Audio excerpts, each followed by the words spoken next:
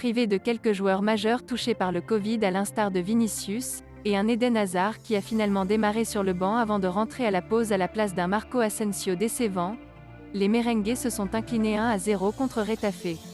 Rapidement menés au score sur une réalisation de Enes Unal, profitant d'une erreur d'Eder Militao à la 9e minute. Le leader de Liga a ensuite largement dominé les débats, butant sur un David Soria en état de grâce et parfois sauvé par ses défenseurs ou ses montants. Titulaire et dans l'attente de son 300e but avec le Real Madrid, Karim Benzema n'est cette fois-ci pas parvenu à porter son équipe, orphelin du précieux Vinicius à ses côtés. On peut malgré tout penser qu'il ne s'agit que d'un accident de parcours pour les hommes de Carlo Ancelotti qui comptent encore 8 points d'avance, mais 2 matchs en plus par rapport à son dauphin FC Séville. Coup dur pour le Paris Saint-Germain à la veille de son déplacement à Vannes.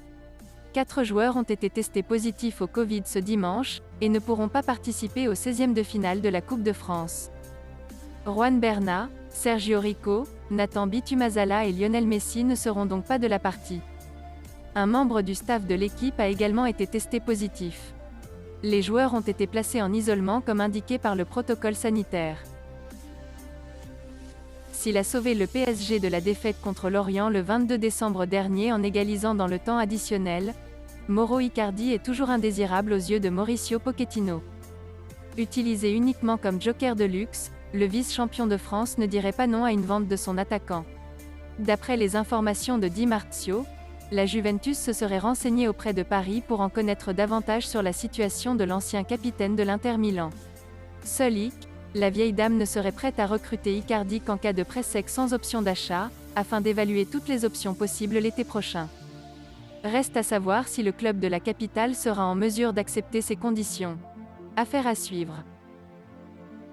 Avec les arrivées de Dani Alves et Ferran Torres en provenance de Manchester City, le FC Barcelone cherche tous les leviers possibles afin d'inscrire ses recrues hivernales, sans contrevenir aux règles d'encadrement de masse salariale imposées par la Liga. Si la retraite de Sergio Agüero a effectivement allégé les dépenses du Barça, cela ne suffira pas aux Blaugrana pour mener leur ambitieux plan hivernal qui pourrait inclure d'autres arrivées comme Alvaro Morata. Un plan également basé sur l'effort collectif, puisque des renégociations à la baisse sont prévues avec Sergi Roberto ou encore Ousmane Dembélé, afin de dégager de la masse investissable.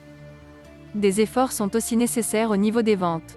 Comme rapporte Sport, le départ espéré de Philippe Coutinho pourrait permettre une économie au moins 3 millions d'euros par an. En Catalogne, on espère aussi pouvoir trouver une solution de rebond pour Luuk de Jong. Si ce n'est pas Cadiz en Liga, le néerlandais prêté par le FC Séville pourrait rebondir à Beşiktaş. Outre Samuel Umtiti que le Barça a du mal à pousser dehors, le sacrifice de Youssouf Demir prêté avec option d'achat par le Rapid Vienne est nécessaire.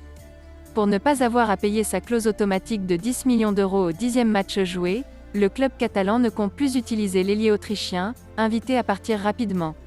Il est aussi question qu'une vente de Serginho Dest qui ne correspond pas aux attentes de Xavi. Enfin, il est aussi question d'un départ de Neto, la doublure de Marc-André ter Stegen. D'après Sport, l'ancien gardien de la Juve et de Valence intéresse Flamengo, passé à l'action ces derniers jours. En plus d'une petite indemnité de transfert, le Barça va dégager un peu de masse salariale dans ce deal profitable à tous. Merci d'avoir suivi cette vidéo, et n'hésitez pas de vous abonner à la chaîne. Likez, commentez et partagez-la avec vos amis. Portez-vous bien, et que la paix soit sur vous.